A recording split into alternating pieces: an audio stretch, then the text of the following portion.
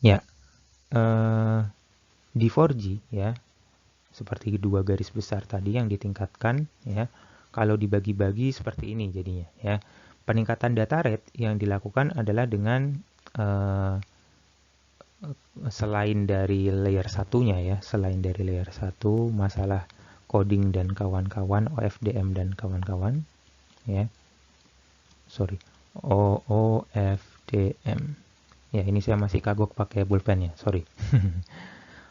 Orthogonal Frequency Division Multiplexing ya. Ini diperkenalkan pertama kali sebenarnya sudah cukup lama namun cukup sukses dipakai oleh 4G ya. OFDM inilah salah satu improvement dari 3G ke 4G sehingga mengakibatkan peningkatan data rate yang cukup signifikan ya. Selain teknik layer 1 ini, OFDM adalah layer 1 ya. Selain teknik ini, yang dipakai yang lain adalah teknik carrier aggregation ya atau MIMO, multiple input multiple output, di mana salah satu handset ya misalnya kita punya uh, handphone seperti itu connect ke base stationnya by default melayani lebar pita sebesar X ya. Jadi lebar pita sebesar X ini bisa disewakan atau dipinjamkan ke user ini, dipinjamkan ke user yang lain di pita yang lain ya. Namun ketika user yang lain ini tidak ada, oh ini jadi X lagi ya. User yang lain ini tidak ada, saya hapus ya. Maka kalau handsetnya capable dan kalau base stationnya capable, si handset ini bisa memiliki bandwidth atau lebar pita sebesar 2x ya, yang secara otomatis dia bisa meningkatkan kapasitas data yang dikirimkan per satuan waktu alias data rate ya. Ya, seperti itu. Atau dengan multiple antena di dalam device-nya seperti ini. Namun multiple antena sampai saat ini kurang populer ya karena ukuran antena sangat mempengaruhi desain handset dan juga peningkatan yang bisa dicapai dengan multiple antena itu bisa juga disiasati dengan virtual ya alias tadi kita lakukan carrier aggregation seperti itu. Ini di WiFi pun ada ya, di WiFi versi berapa ya? Sejak WiFi N ya, N seingat saya sudah ada carrier aggregation. Jadi kalau Anda setting access point, Anda bisa pilih 20 kHz atau 40 kHz. Nah, kalau Anda pakai 40 kHz, maka seandainya jaringan itu penuh atau banyak orang yang attach ke access point Anda, maka channel akan lebih cepat penuh, spektrum akan lebih cepat terpakai. Namun kalau sepi ya, maka user bisa menikmati kecepatan yang cukup tinggi ya, seperti itu. Teknik yang lain ya, yang juga dikembangkan di akhir-akhir masa 4G ya, 4.5G tadi ya, adalah offloading. Offloading ini adalah memindahkan load atau memindahkan beban jaringan ke jaringan yang lain, yaitu jaringan non 4G yang waktu itu diteliti adalah Wi-Fi ya. Jadi ada beberapa mungkin di Amerika sudah diterapkan waktu itu ya, kalau tidak salah Verizon atau apa ya.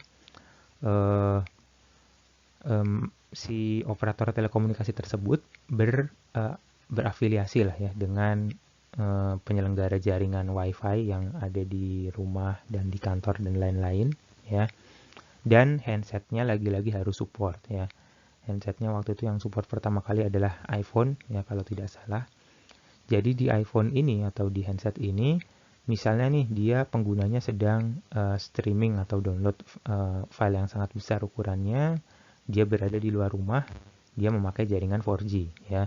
Namun ketika dia pindah ke dalam rumah yang sudah disetting sebelumnya ya, di situ ada WiFi, ada access point tertentu, dia akan pindah ya, secara otomatis memindahkan komunikasinya ke WiFi dan di sisi user komunikasi tetap berjalan tidak terputus.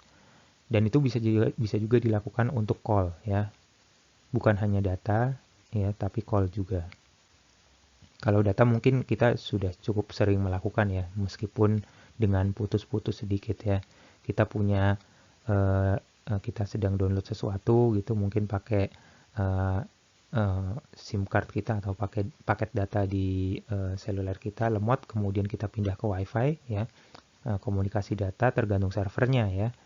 Kita download dari mana. Nah, servernya itu support nggak untuk di pause ya, lalu dilanjutkan dengan konfigurasi network yang berbeda ya. Itu bisa dilakukan. Namun untuk call ya, ini harus disupport native oleh operatornya ya.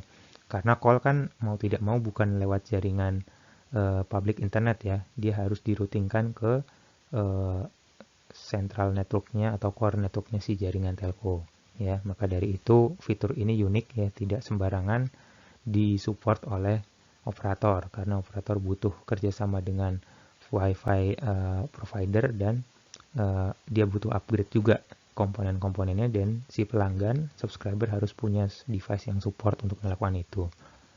Nah, peningkatan yang kedua adalah di bidang IoT ya. Sebenarnya masih ada peningkatan yang lain, namun yang major adalah ini ya.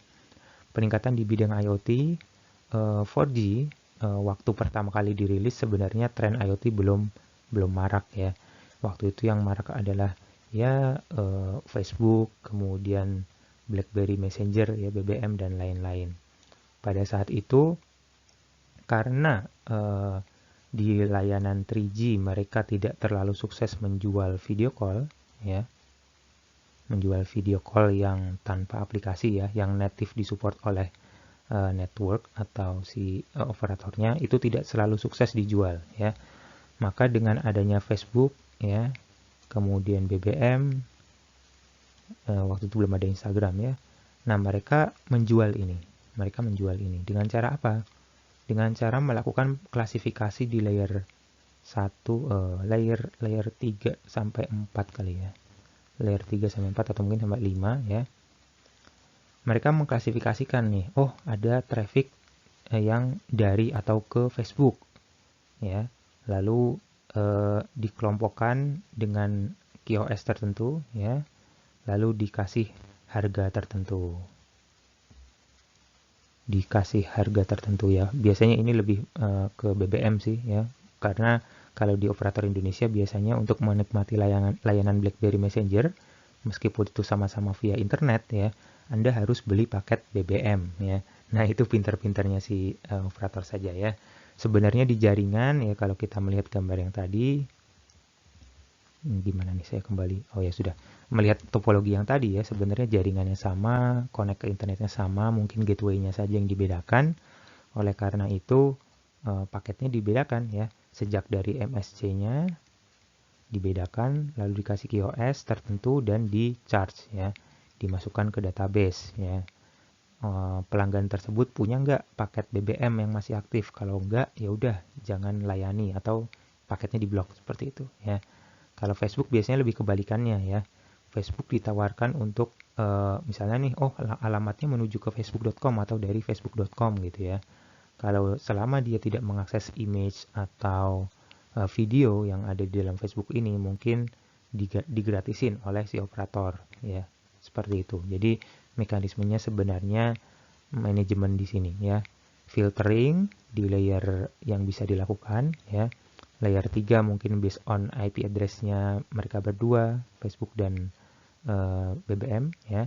Atau layer 4 berdasarkan portnya, atau layer 5 berdasarkan jenis paket yang lalu lalangnya ya. Lalu diberlakukan QoS atau charging yang berbeda-beda. Ya, itu tadi tentang yang pertama ini ya. Kemudian seiring dengan tren IoT merebak ya, telco ya, dalam hal ini para operator 4G ya, mereka bukan khawatir ya, mereka melihat peluang. Sebenarnya kita atau 4G ini bisa juga dipakai untuk melayani IoT gitu. Namun waktu itu kalau ada yang mungkin sering oprek-oprek ya, misalnya Arduino, Anda mau connect ke GPRS ya, mau ngirim data pakai GPRS, GPRS shield-nya ini itu cukup mahal ya, jauh lebih mahal dibandingkan WiFi shield, atau mungkin waktu itu ada Bluetooth juga, ada juga Zigbee ya, kalau yang pernah dengar Zigbee, dan sekarang ada LoRa ya. Nah, ini GPRS atau 3G atau 4G modem atau 4G shield untuk Arduino itu lebih mahal daripada mereka ya. Kenapa? Karena untuk bisa berkomunikasi dengan BTS ya, yang itu adalah 4G atau 3G, itu kompleks sekali prosesnya ya. Ada autentikasi dan kawan-kawan ya, security dan lain-lain. Ya, intinya cukup kompleks lah, mengakibatkan perangkatnya menjadi tidak sederhana dan mahal. Dan powernya juga lebih tinggi ya. Akhirnya 4G dimodifikasi ya. Muncullah rilis kesekian ya, saya lupa, sepertinya rilis ke-13, 3GPP rilis 13 ya. Ini sudah mensupport sudah mensupport IoT yang orang-orang Indonesia biasanya marketing dengan nama 4.5G ya. Yang dilakukan apa ya? Yang dilakukan adalah di 4G ya, SIM cardnya itu atau handsetnya ya, SIM card dan handsetnya ini bisa dibagi berdasarkan kelas-kelas. Ada kelas yang biasa atau user human ya, human to human communication ya. Ada kelas machine to machine communication ya. Kalau human to human ya berarti biasa seperti di handset Android kita gitu ya. Itu bisa mensupport aneka jenis paket, mulai dari paket yang kecil-kecil seperti kalau kita ngirim chat ya, WhatsApp atau Line seperti itu paketnya sangat kecil kalau kita mengirimkan teks ya. Dan bisa juga download YouTube, download file besar, streaming YouTube, main game online dan kawan-kawan. Jadi modem atau perangkat atau SIM card yang untuk human to human communication ini harus sangat capable ya. Sedangkan jenis yang kedua adalah machine to machine communication. Machine to machine ini dibagi lagi menjadi beberapa, saya lupa totalnya ada berapa. Ada mesin yang sangat sederhana, dia hanya bisa uplink saja. Ada mesin yang bisa uplink dan downlink. Ya, jadi intinya jenis chipset untuk memproses sinyal yang ada di IoT device kalau dia mau connect ke 4G itu bisa beda-beda ya, seperti itu.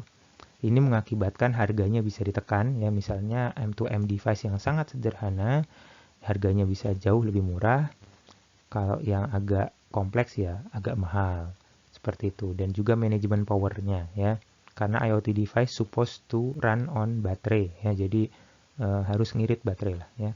Jadi yang dilakukan adalah simplify processing dan power saving. Power saving ini